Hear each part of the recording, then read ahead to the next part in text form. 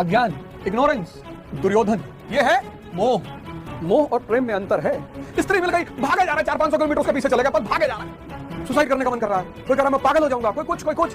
जितनी चीजें आपके धैर्य को खत्म कर रही हैं वो आपके दुश्मन है। अर्जुन ये शरीर ही क्षेत्र है और जो इसको जानता है इसको पार पा लेता है। ऐसा लगा जैसे किताब मेरा वेट कर रही थी कि अवध ओझा तू मुझे पढ़, कनेक्ट करो, सोचो। गिल्ट की कोई जरूरत ही नहीं। मैं अवध ओझा 50 लाख करोड़ का मालिक, पूरी दुनिया मेरी गुलाम।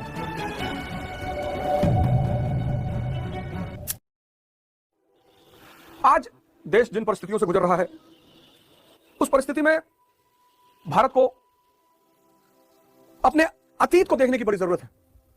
अतीत को देखने की क्यों जरूरत है? महिमा मंडन करने के लिए नहीं, सीखने के लिए। अतीत की जो महिमा मंडन करते हैं इसका मतलब उनका प्रेजेंट कमजोर है। मेरे बाबा गवर्नर थे, हम तो भैया रिक्शा चलाते हैं। अतीत का महिमा मंडन नहीं, अतीत से सीखना, यही इतिहास का महत्व भी है। आज तो बहुत हालत खराब है। कोई मुझे मैसेज कर रहा है, साहब सुसाइड करने का मन कर रहा है, कोई कह रहा है मैं पागल हो जाऊंगा, कोई कुछ, कोई धर्म का मजाक उड़ा रहा है, कोई धर्म को गाली दे रहा है। तो मैं जब जीवन में फंसा तो बड़ी सारी चीजों ने मेरे जीवन में बड़ा अहम रोल प्ले किया। जैसे कई सारी चीजें हैं, सबका तो वर्णन मैं नहीं कर सकता, लेकिन 2 चीजों का आज मैं वर्णन करूंगा। एक, मैंने पढ़ा कि स्वामी विवेकानंद जी यूरोप जा रहे थे, तो जहाज, पानी के जहाज से जा रहे थे, तो पानी के जहाज का जो कप्तान था उसके पास न्यूज़पेपर था। तो उन्होंने कहा भैया न्यूज़पेपर पढ़ लूं? हाँ बोले पढ़ लो। पढ़ा उन्होंने, और पढ़ने के बाद डॉक पे रख दिया। डॉक पे रखा तो हवा चली तो न्यूज़पेपर उड़ के समंदर में चला गया। कप्तान तो बहुत गुस्सा हुआ कि यार तुमको न्यूज़पेपर पढ़ने के लिए दिए थे और उड़ा दिया तुम। तो स्वामी जी ने कहा कि महाराज गुस्सा काहे हो रहे हैं, एक पेन और पेपर दे दीजिए, मैं पूरा न्यूज़पेपर हूबहू उतार दूंगा। बड़ा इंपैक्ट पड़ा इस कहानी का मेरे ऊपर। ऐसा होता है। और कुछ व्यक्तित्व है जिनको देखकर आपको लगता है कि ना ये गलत नहीं हो सकते। ऐसी बड़ी सारी घटनाएं, मैंने कहा मैं सबकी चर्चा तो नहीं कर सकता। उसका एक घटना है जिसने मेरे जीवन को बहुत महत्वपूर्ण मोड़ दिया। मैं मुंबई गया, मेरे एक रिलेटिव है मुंबई में, उनके यहाँ गया कल्याण में।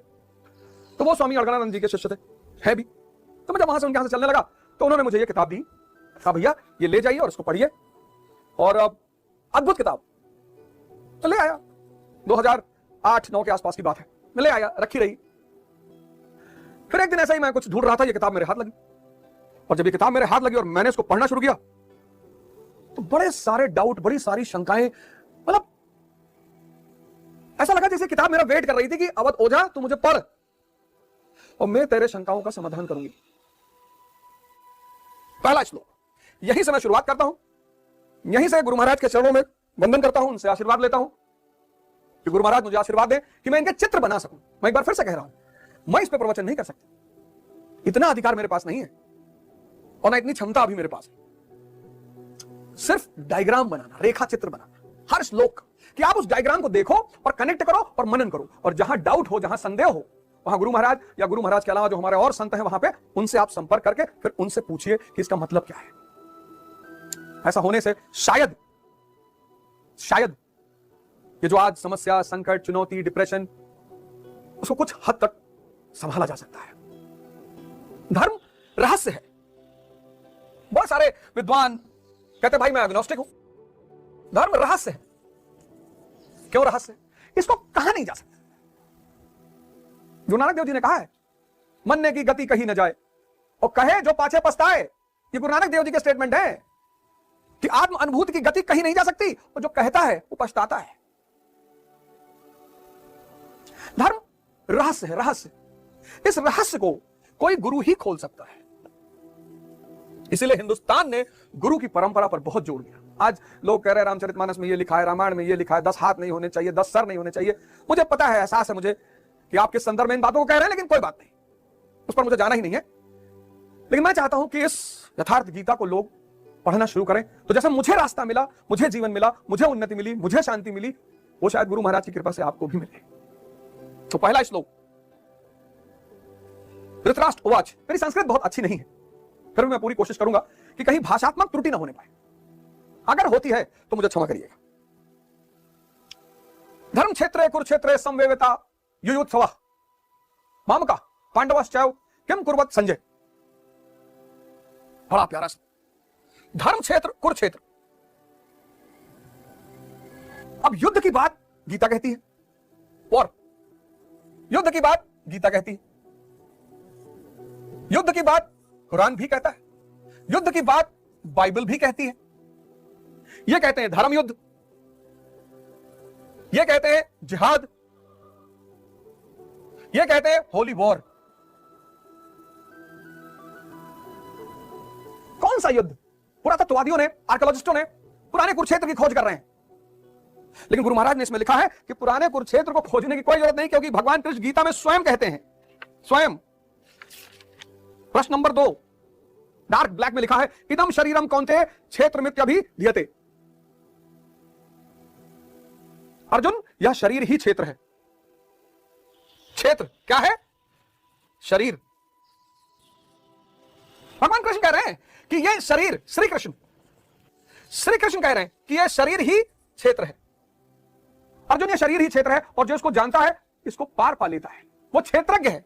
जो जान जाए इसे वो क्षेत्रज्ञ। कहीं बाहर लड़ाई नहीं हो रही है, कहीं बाहर लड़ाई नहीं हो रही है, यह शरीर ही क्षेत्र है। और इसमें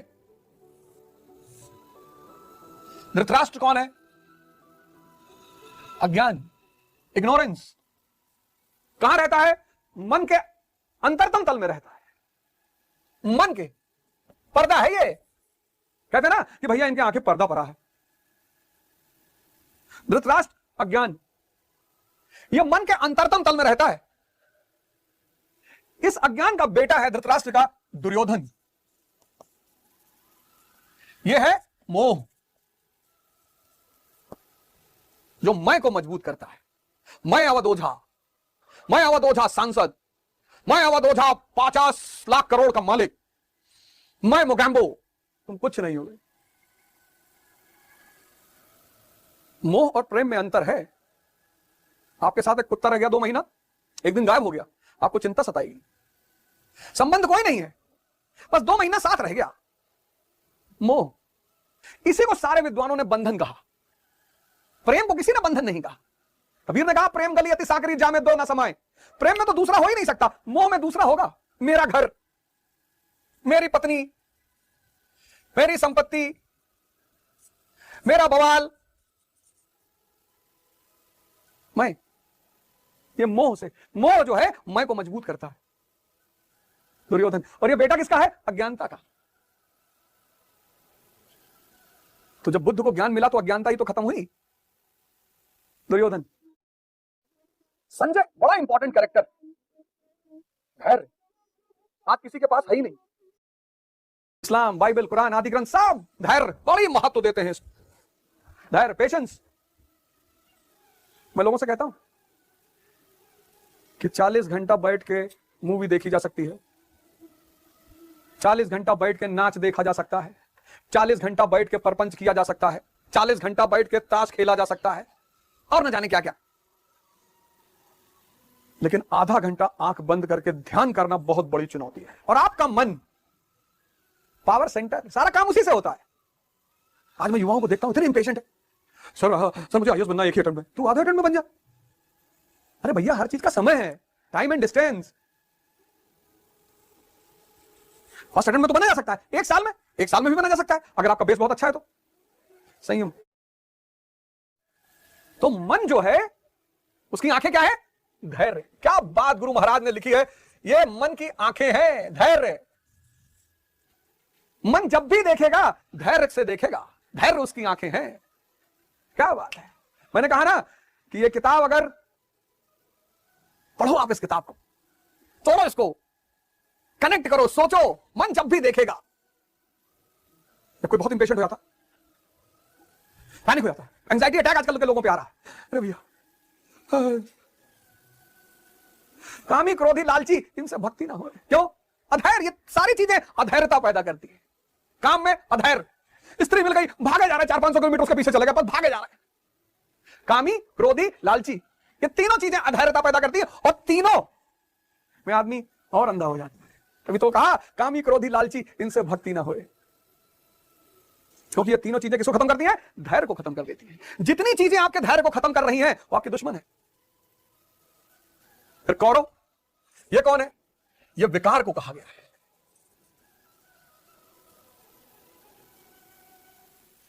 विकार,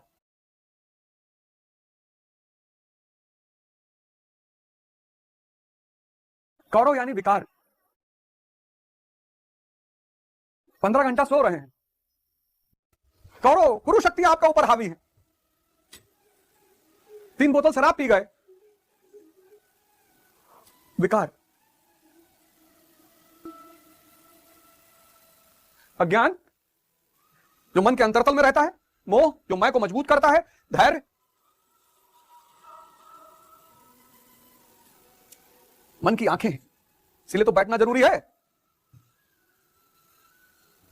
इसी दोहे के अंत में गुरु महाराज ने लिखा है कि दृष्टि विकसित होती जाएगी जब धैर्य बढ़ता जाएगा। देखिए मैं नहीं बोल रहा हूं, गुरु महाराज बोल रहे हैं, ये मैं नहीं बोल रहा हूं, यहीं पर गुरु महाराज ने इसी में लिखा है कि जैसे जैसे धैर्य बढ़ता जाएगा, ये देखिए, ये मैं नहीं बोल रहा हूं, ये देखिए, इस प्रकार अज्ञान से आच्छादित प्रत्येक मन संयम के द्वारा जानता है कि क्षेत्र युद्ध के युद्ध में क्या हुआ, संयम के द्वारा, धैर्य के द्वारा। अब जैसा जिसके संयम का उत्थान है वैसे वैसे उसकी दृष्टि आती जाएगी। पेज नंबर 2 लास्ट लाइन है, जैसे जैसे धैर्य बढ़ेगा, जैसे जैसे धैर्य बढ़ेगा, क्योंकि धैर्य क्या है, आंखें किसका, मन का, वैसे वैसे गुरु महाराज कहते हैं कि दृष्टि भी बढ़ेगी। तो ध्यान क्या है, धैर्य को बढ़ाने का साधन है। बहुत लड़के मुझसे पूछते सर ध्यान क्या है, सर धैर्य, बस बैठे रहो, कुछ तुम्हारे हाथ में है थोड़ी। और जब आंख बंद करके बैठते हैं पहली बार, और ये बाप बवंडर, मन की स्पीड तो लाइट से भी तेज है ना, आंख बंद किया मंगल ग्रह पहुंच गए। यहां से सूरज से धरती पर लाइट कितने समय में आती, 8 मिनट में आती, 8 मिनट लाइट की स्पीड, और हम 1 सेकंड में पहुंच गए, सेकंड भी नहीं लगा, और बंद किया सूरज पे, रिएक्शन देख रहे हैं सूरज के उस पर बैठ के कि कैसे रिएक्शन हो रहा है, हीलियम कैसे कन्वर्ट हो रहा है और कैसे रोशनी निकल रही है और ऊर्जा पैदा हो रही है, एक विदिन सेकंड का पता नहीं कौन सा हिस्सा, इतनी स्पीड। तो जैसे आंख बंद करोगे, अब मन की गति है, इसीलिए मन की तुलना घोड़ों से भी की गई है, और घोड़ा अगर बेलगाम हो जाए तो ले जाएगा और मार डालेगा। तो गुरु महाराज कहते हैं कि धैर्य को बढ़ाने का ध्यान क्या है, धैर्य को बढ़ाने का माध्यम, और जैसे जैसे धैर्य बढ़ेगा वैसे वैसे दृष्टि बढ़ेगी। तो क्षेत्र में यह युद्ध कहां होता है, अब यह वॉर होता कहां है, हृदय देश में होता है, हृदय क्षेत्र में होता है। यहां 2 शक्तियां रहती हैं हृदय क्षेत्र में, दैवीय संपत्ति जिसकी आगे गुरु महाराज ने चर्चा की है, और आसुरी संपत्ति। दैवीय संपत्ति धर्म क्षेत्र, और आसुरी संपत्ति कुरुक्षेत्र। तो दैवीय संपत्ति किसमें हावी है, श्री कृष्ण में, और आसुरी संपत्ति किसमें हावी है, दुर्योधन में। अब श्री दुर्योधन नहीं लिख सकते और ना आप बुरा मानेंगे, आप में से कोई मुझसे नहीं कहेगा ट्रोल करके कि श्री दुर्योधन नहीं किया, हिंदुओं की भावना को ठेस पहुंचा दी, श्री दुर्योधन लिखना चाहिए, ह्यूमनिज्म का समय चल रहा है, मानवतावाद का समय चल रहा है, बुरा है तो क्या हुआ, मानो तो है। भैया ये सब प्रतीक है बाबूजी, ये धर्म ग्रंथों को आप खुद उठा के पढ़िए। श्री कृष्ण, यहां अगर श्री नहीं लगाया तो चेतना का अपमान हो जाएगा, भगवान का। इनके पास अपमान छोड़ के है ही क्या। फिर आगे गुरु महाराज कहते हैं कि कुरु जो शब्द है, कुरु ये आदेशात्मक है, मतलब करो। कहते हैं आदेशात्मक शब्द है,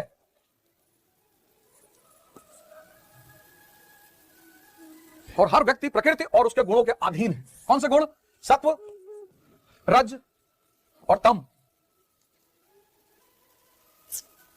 कोई करता थोड़ी है कुछ, ये न्यूट्रॉन, इलेक्ट्रॉन, प्रोटॉन यही सब काम कराते हैं। और गुरु महाराज कहते हैं कि जब तक ये तीनों शक्तियां व्यक्ति में सक्रिय हैं, कर्म होता रहेगा। या तो वो सत्व के प्रभाव में कर्म करेगा, या रज के प्रभाव में कर्म करेगा, या तम के प्रभाव में कर्म करेगा। तो 3 ये, और फिर मन, बुद्धि, अहंकार।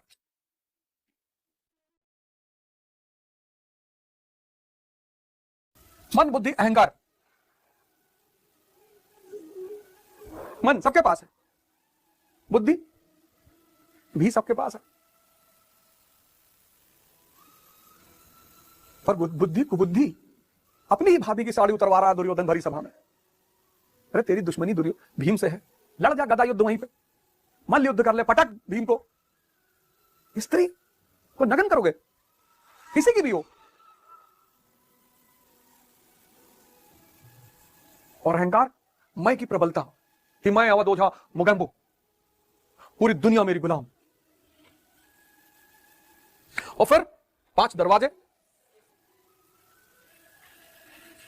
क्षेत्र विस्तार, रूप, रस, गंध,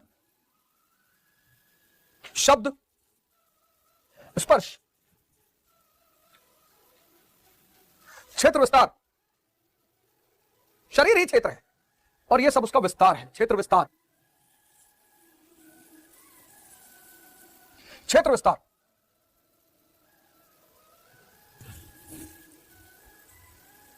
पांडव कौन है?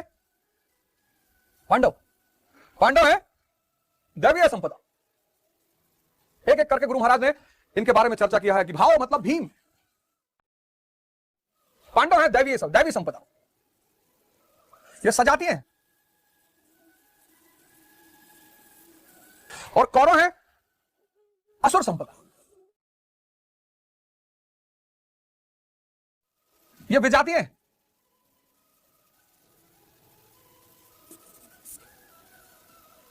यह क्षेत्र का विस्तार है, शरीर का विस्तार है, प्रकृति के अधीन है व्यक्ति। सत्व रज तम, ये तीनों कर्म कराते हैं। फिर मन बुद्धि अहंकार,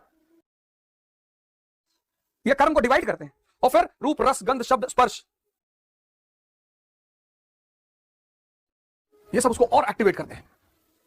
किसी को भी दूध जिसने पिया पहली बार उसको उल्टी नहीं आई क्योंकि सजाती है। जूस जिसने पिया उसको उल्टी नहीं आई क्योंकि सजाती है। फल जिसने खाया उसको उल्टी नहीं आई, सजाती है। लेकिन जिसने शराब पहली बार लगाया सबको उल्टी आई।